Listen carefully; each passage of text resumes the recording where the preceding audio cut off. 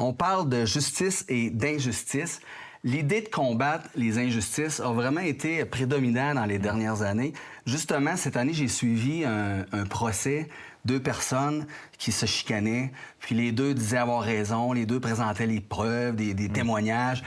Vraiment pas évident parce que tu écoutes, puis qui dit vrai? Alors, c'est vraiment difficile de se faire une tête pour voir qui est juste puis qui est injuste dans tout ça, là. Ben, tu as raison, Martin, parce qu'on a vu tellement avec George Floyd, par exemple, la personne noire qui a été abusée par des policiers qui est mort. Ça a mené plein de manifestations. Tu as le mouvement aussi #MeToo, qui était de dénoncer toute la culture, particulièrement dans le milieu Hollywood et ailleurs, où les gens donnaient des faveurs sexuelles pour pouvoir monter en grade et tout ça. Ouais. Et donc, ça a été de dénoncer justement les cultures d'abus, même qui sont parfois, on utilisait même le terme systémique. Puis, j'ai regardé dernièrement un film sur Apple TV qui s'appelle The Bankers. Et c'était un film avec Samuel L. Jackson et Anthony Mackie qui joue, c'est un biopic, c'est un genre de biographie des premières personnes noires qui ont possédé des banques aux États-Unis et où, grosso modo, il fallait quasiment qu'ils soient pas vus. Les personnes ne savaient pas que c'était des personnes noires qui avaient les banques. Et ça sensibilise vraiment à ce moment de l'histoire américaine. Puis ça m'a fait poser la question, Jacques, qu'est-ce qui s'est passé au Canada par rapport à toutes ces questions de racisme-là? Fait que j'ai fait un peu plus de recherche. Puis je te disais, j'ai été vraiment troublé de voir, quand on remonte même dans les années 1980 pour les dernières écoles racisées au pays. On pense souvent que les États-Unis, c'est pire que nous. Ouais. Mais les injustices, ça fait longtemps, ils continuent de l'être. Puis, on se pose la question, c'est quoi les solutions?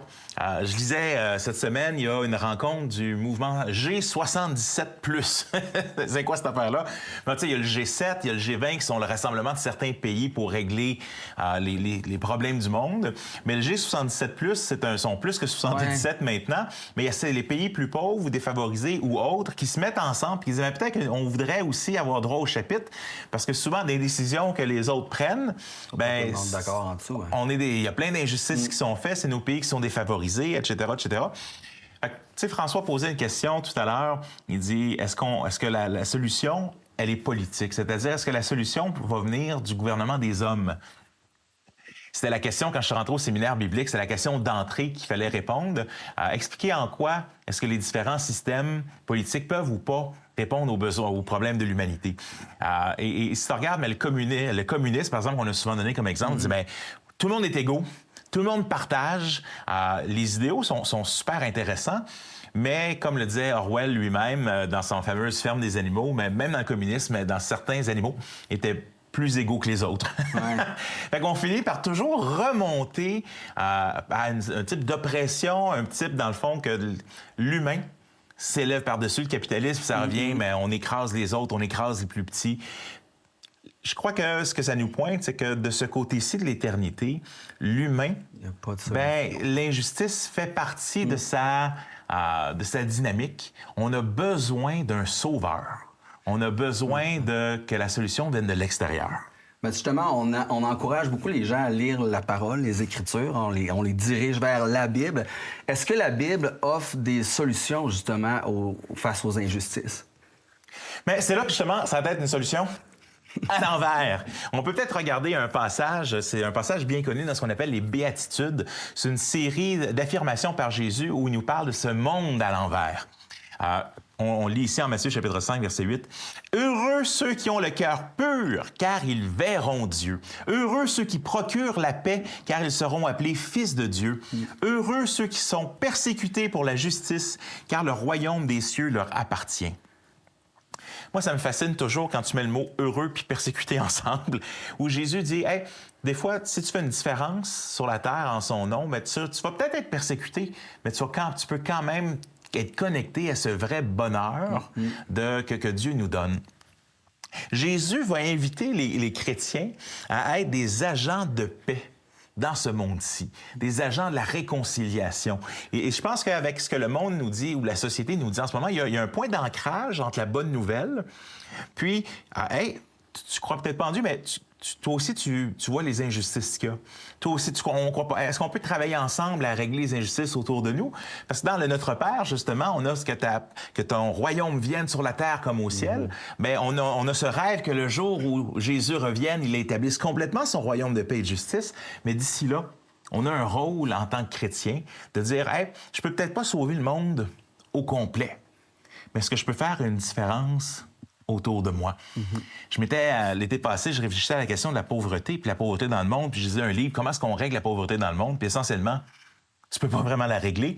Sauf que ça m'a posé la question, qu'est-ce qui arriverait si la Bible nous avait donné un genre de blueprint pour régler le problème de la pauvreté dans notre communauté proche, dans l'Église, dans aider les pauvres? C'est des choses qui sont au cœur de Dieu. Fait que je crois qu'il y a des réponses très concrètes. On peut peut-être pas sauver le monde au complet, à toutes les injustices, mais si on fait rien autour de nous, je pense qu'on est en partie responsable parce que Dieu nous a donné ce mandat d'être Jésus pour les autres. Puis c'est un Dieu, on le voit dans l'Ancien Testament, tu parlais de la balance, de la justice, mais l'Éternel nous dit, j'ai horreur des balances fausses. Ouais. Puis je pense Dieu nous donne un mandat de faire une différence. Un monde qui ne veut pas voir Dieu. On est dans un monde qui veut la vérité, qui veulent des solutions, qui veulent des réponses, mais qui ne veulent pas voir Dieu, qui ne veulent pas avoir à aller dans les Écritures. Ouais, c'est ça, on le voyait justement, heureux les purs quand ils verront Dieu. C'est qui les purs? Mais à quelque part, je pense que à l'inverse, des fois, on ne veut pas voir Dieu. Ouais. Parce qu'on veut rester dans nos choses. Il y avait le scientifique Carl Sagan. Il a écrit plusieurs livres. Il a fait beaucoup pour l'avancement de la science. Puis on lui a posé la question, c'est une question bizarre à poser à quelqu'un qui se dit athée. Est-ce que tu crois en Dieu? Et Sagan va répéter, bien, si tu me poses la question s'il y a dans l'univers une intelligence créée, une intelligence derrière tout ça, c'est assuré que je crois qu'il y a un Dieu. Par contre, je crois pas que c'est le grand barbu qui est dans l'univers. Il fait une caricature ici, mais il dit, il est peu satisfaisant de prier à la loi de la gravité. En voulant dire, je veux croire, les évidences me pointent vers le fait qu'un Dieu existe, mais je veux pas croire qu'un Dieu existe. Parce que qu'est-ce que ça veut dire si un Dieu existe? Ça veut peut-être dire qu'il y a... Tiens, on parle de la Bible, mais c'est un manuel aussi de l'être humain. C'est comme, tu sais, nous, les gars, des fois, on pogne les manuels. Je bâtis mon barbecue sans... j'avais un manuel pour ma voiture. Mais on essaie d'y aller ça, mais on a dans la Bible un manuel pour, en guillemets, le bonheur de l'être humain aussi. Comment est-ce qu'on fonctionne? C'est quoi les meilleures conditions d'utilisation? Je pense qu'on peut y retourner. Fait que je pense que c'est ça, pourquoi est-ce qu'on veut pas voir Dieu? Parce qu'on veut, c'est dans la Genèse. Ouais. Je préfère faire à ma tête. Je pense que Dieu... C'est le péché, en fait. Exactement. Exactement. Je veux faire contraire de ce que Dieu me demande parce que je pense que le bonheur, il est là-bas. Ouais. Alors que Dieu dit, reste ici, le bonheur est ici. Ouais. Il y a un verset de la parole qui dit, vous cherchez les Écritures pour avoir la vie éternelle, mais vous ne voulez pas venir à moi pour avoir la vie. Puis j'ai un de mes amis, c'est exactement ça. Il m'a dit un jour, écoute, il dit, je suis toujours à la recherche de la vérité. Puis je lui présente l'Évangile, je lui présente Jésus, mais il dit non. Donc il veut connaître la vérité, mais il rejette le Seigneur Jésus. Alors merci Jean-Sébastien. Je ne sais pas si vous aussi êtes à la recherche de la vérité, si vous êtes aussi un de ceux qui avaient faim et soif de la justice. Mais le Seigneur Jésus est là et vous tend la main.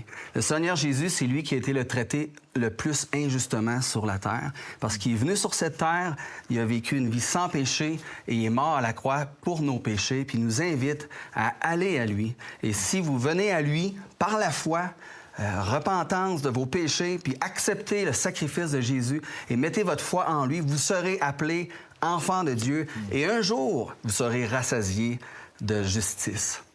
Vous avez des questions ou des commentaires sur ce que vous venez d'entendre? Contactez-nous par téléphone ou réagissez sur les médias sociaux.